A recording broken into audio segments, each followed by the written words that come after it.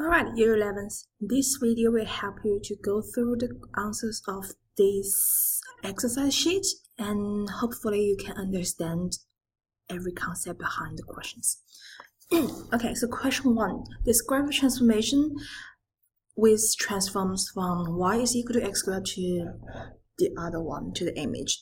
So you can think about that. For the second function, we're gonna rearrange the order.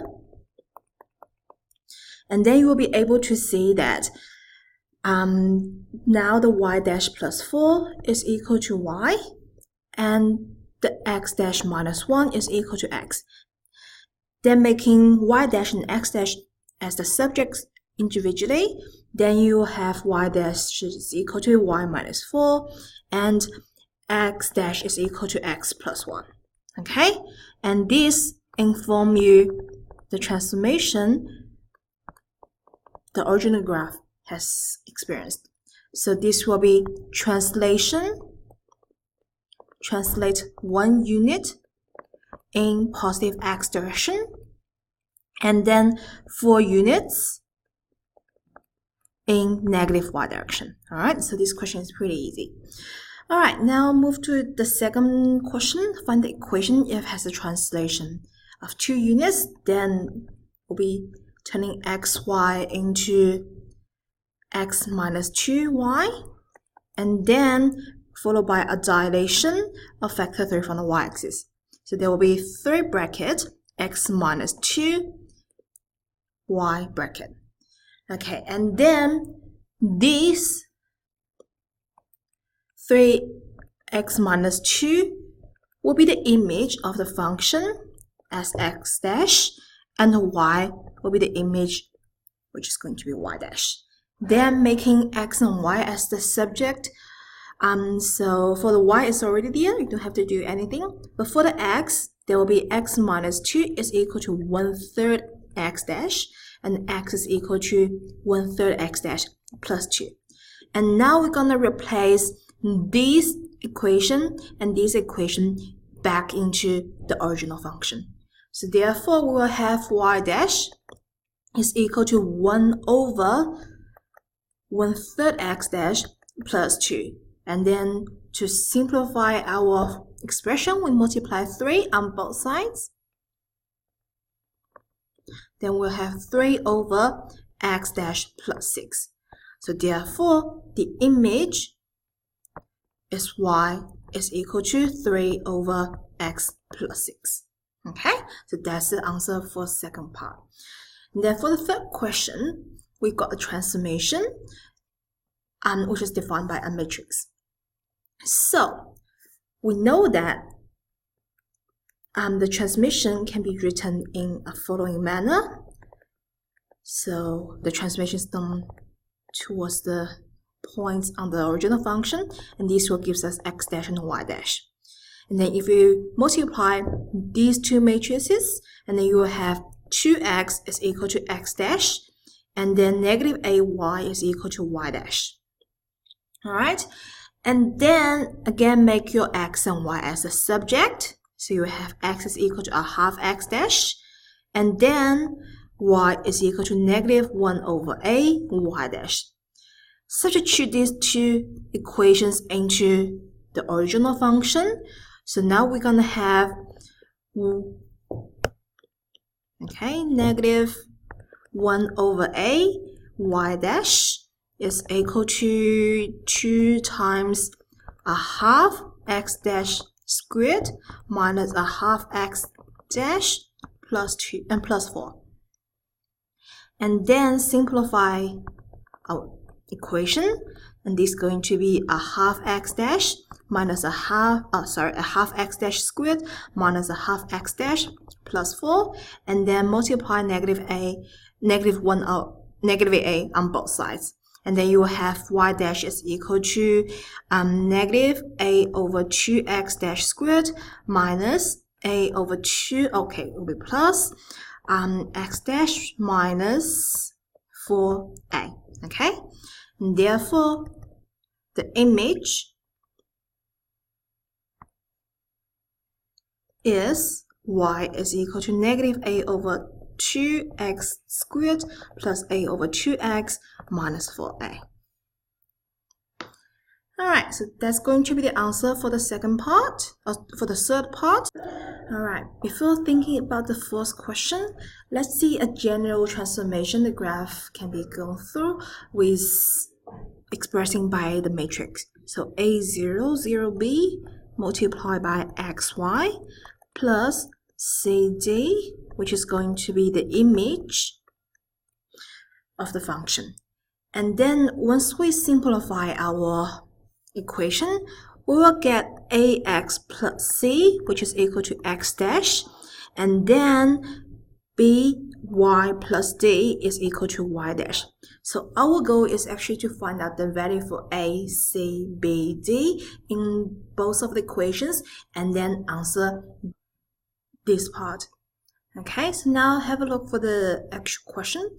So now we've got y is equal to, or y dash is equal to 3x minus 6 to the power of 3 plus 1.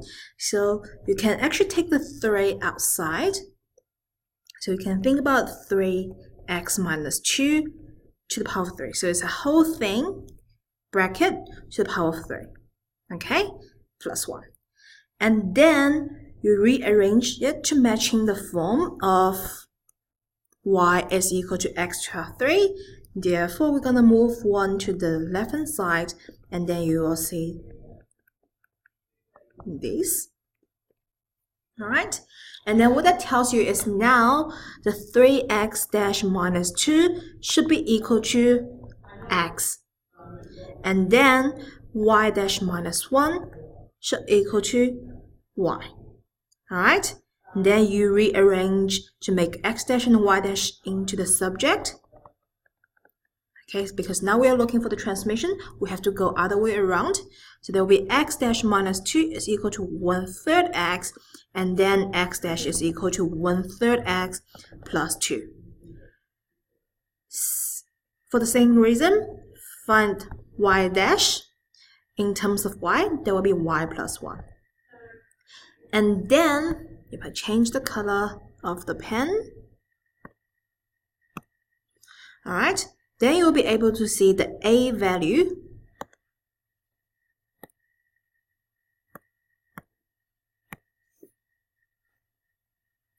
there will be 1/3. Okay, so the a value is going to be 1/3, and then the c value is 2, the b value will be 1, and then the d value will be equal to 1.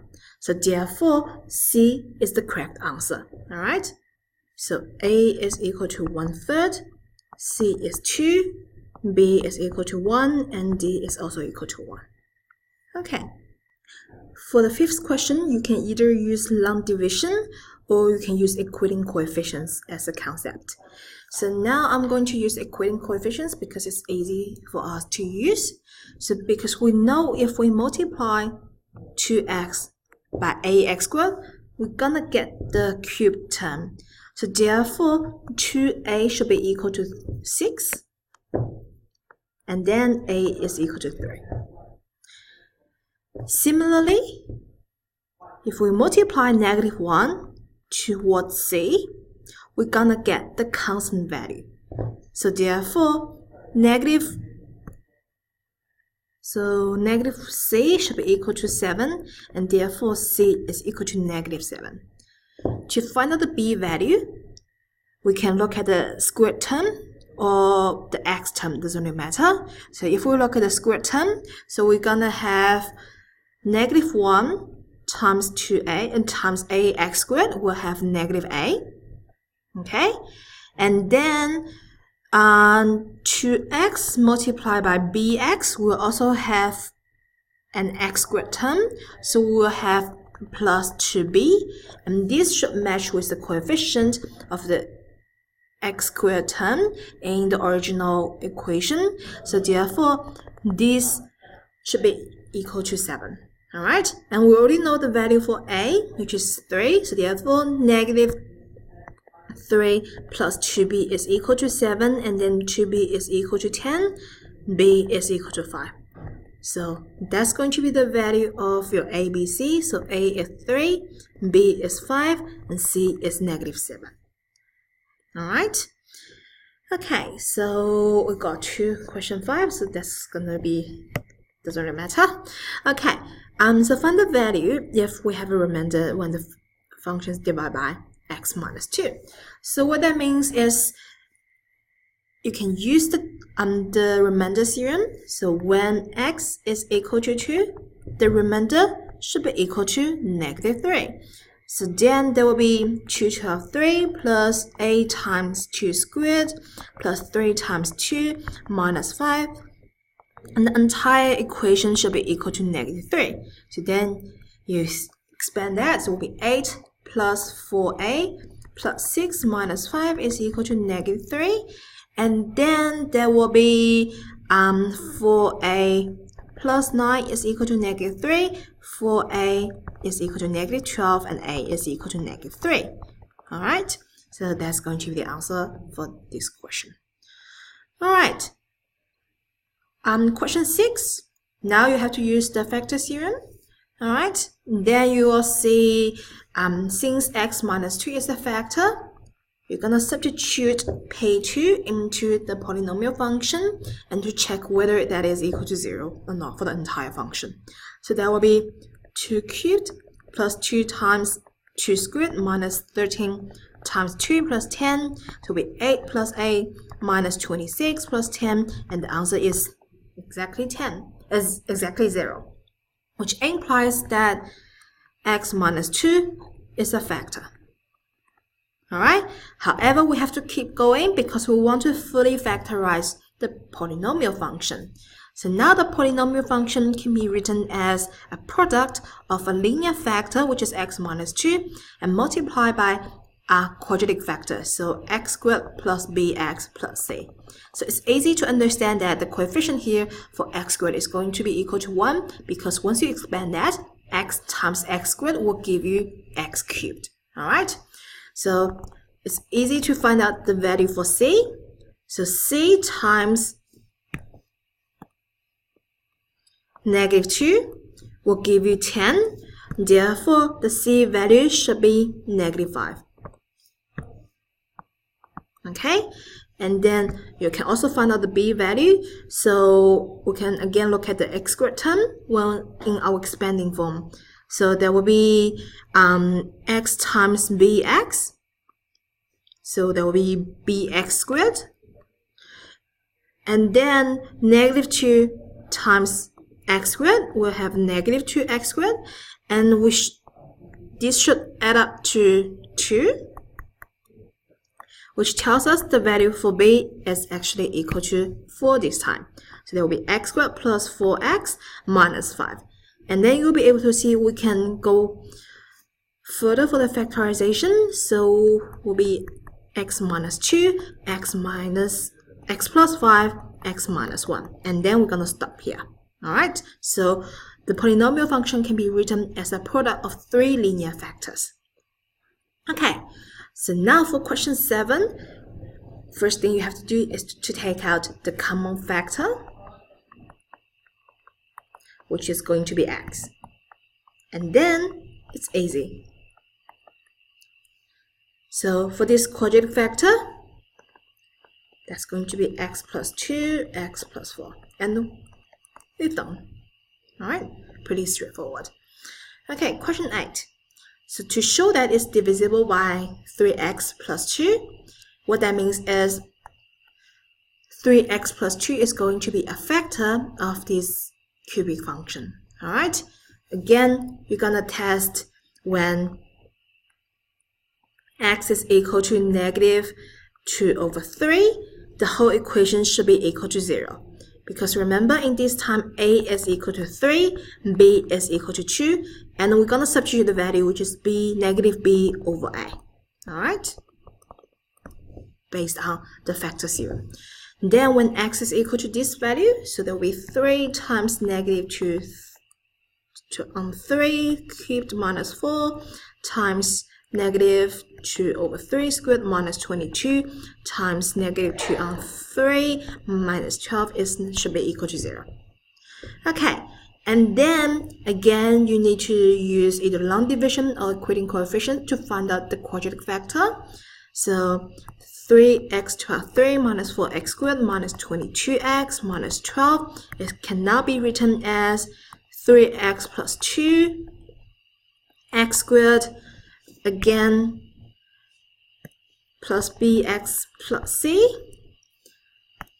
So 2 times c will give you negative 12. Therefore, that is going to be 3x plus 2 x squared, and then the c value should be negative 6. So since 2c is equal to negative 12, c is equal to negative 6. And then for the same reason, you look at the squared term. So now the squared term has a coefficient negative 4. We can have the squared term once we expand these factors. They will have 2 times 2x squared, or have 2. And then 3x times b x squared will have 3b. So 2 plus 3b is equal to negative 4. What that implies is 3b is equal to negative 6 and b is equal to negative 2. Alright, so then we can write x squared minus 2x minus 6. Okay, since now we want to find all the solutions for this equation, then you can now simply just use the quadratic formula to find out the solutions in this quadratic factor. So now the discriminant is equal to b squared minus 4ac. There will be 2 squared, or negative 2 squared, minus 4 times negative 6. So there will be 4 plus 24, which is 28.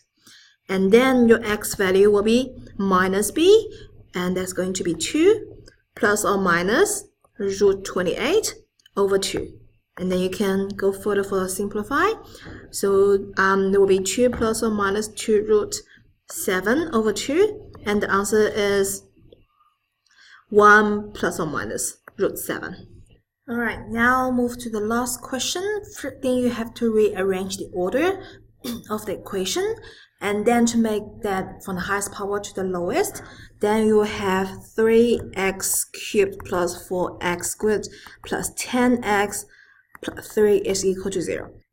To make our writing to be easy to follow, let's let px is equal to 3x cubed plus 4x squared plus 10x plus 3. Okay? Then you try to find out the first linear factor by looking at the factors of the constant.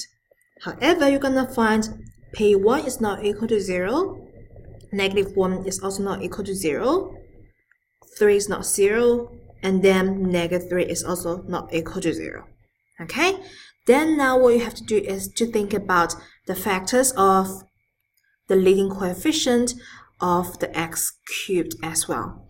And then these were containing plus or minus 1, plus or minus 3, and then the coefficient of a constant also is going to be plus or minus 1, plus or minus 3. And this actually gave you some more combinations in which you can try out and then substitute into the polynomial function.